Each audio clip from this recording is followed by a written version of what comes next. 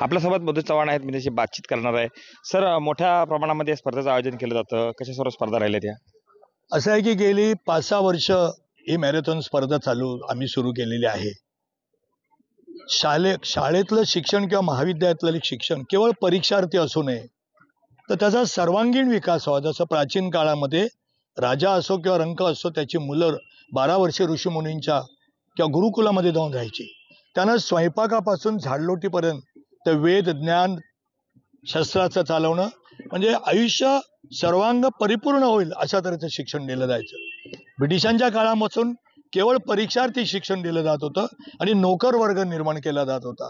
परंतु आता मला असं वाटतंय की शिक्षण संस्थांमधून व्यक्तिगत विकासाबरोबरच समाजाचा विकास करावा, देशाचा विकास करावा, जागृत भावना निर्माण व्हावी, ही मुलांमध्ये शालेय जीवनापासून सुरू करावी. त्यातला खेळ हा एक मोठा भाग आहे. खेळ हा एकतेचा संदेश देतो, खेळ हा प्रेरणेचा संदेश देतो, धैर्याचा देतो, धावत राहण्याचा देतो.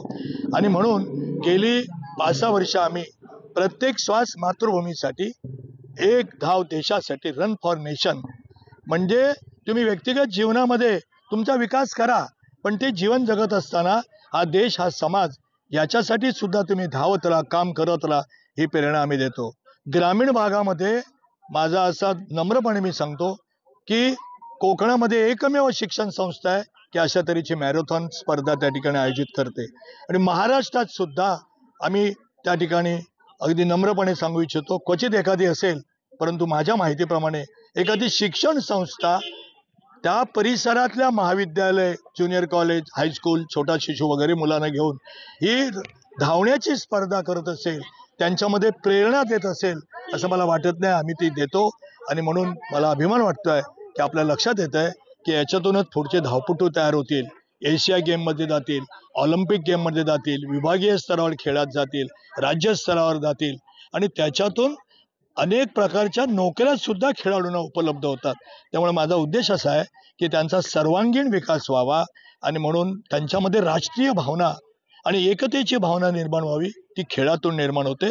आणि म्हणून आम्ही या सगळ्या स्पर्धांचं योजनापूर्वक आयोजन केलं.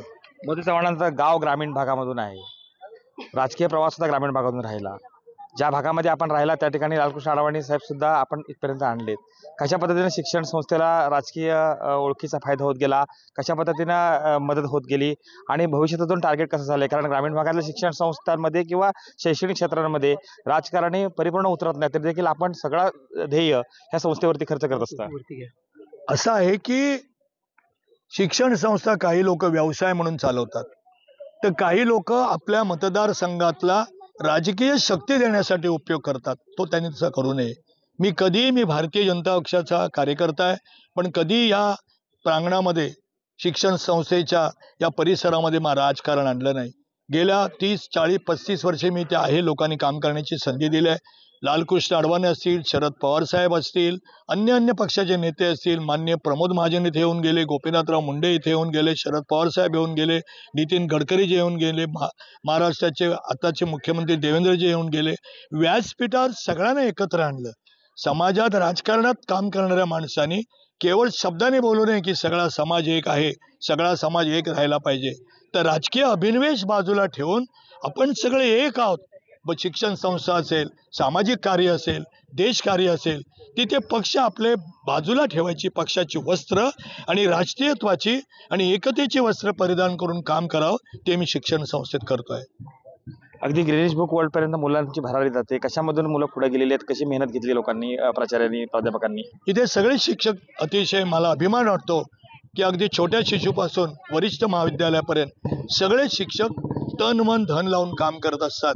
आणि म्हणून आज ग्रीनिज बुक त्या ठिकाणी दिल्लीच्या राजपथावर जिथे सामरिक शक्ती प्रदर्शन होतं, सांस्कृतिक मूल्यांचं भारताचं दर्शन होतं, त्या कार्यक्रमामध्ये, सांस्कृतिक कार्यक्रमात 5,000 मुलामध्ये आमच्या कॉलेजच्या 6 मुली होत्या. कोळी नृत्य सादर केलं आणि त्या नृत्याची नोंद ग्रीनिज बुक ऑफ वर्ल्ड याच्यामध्ये झालेली आहे. आणि म्हणून सतत माझा उद्देश असतो आणि प्रयत्न असतो की याच्यातून उत्तम करावं, उत्तमातून अधिक उत्तम करावं, अधिक उत्तमातून उत्कृष्ट करावं. आणि त्याच्यामुळेच ती मुलं गेलेत. ग्रामीण भागातल्या मुलांना संधी दिली तर ती सुद्धा सोन्यासारखी चमकू शकतात, हा माझा अनुभव आहे. सर बजेट सादर झालं, कसं वाटतंय बजेट किती लाभदायक आहे?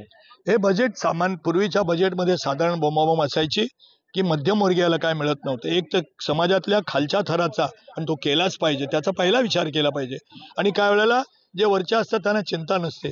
सर्वसामान्य माणूस ज्याला आपण मध्यमवर्गीय म्हणतो त्याला दिलासा देणारे हे वर्ग आहे. आणि बजेट रुपयाचा जेव्हा 1 रुपया असतो अर्थसंकल्पामध्ये, त्याचं विभाजन केलं जातं. भांडवली खर्च किती करायचा, कॅपिटल खर्च किती करायचा, महसुली खर्च किती करायचा, महसुली त्या ठिकाणी हे किती, आणि 1 रुपयाचा खर्च गरीबातल्या गरीब माणसाला डोळ्यासमोर ठेवून आर्थिक नियोजन करायचं असतं, असं चाणक्यांनी सांगितलेलं आहे. म्हणून त्या दृष्टीने हे बजेट सर्वस्पर्शी आहे, राष्ट्राचा सर्वांगीण विकास करणारा आहे, असं माझं मत आहे. कृष्णकांत साळगावकर, TVN मराठी, चिपळूण, रत्नागिरी.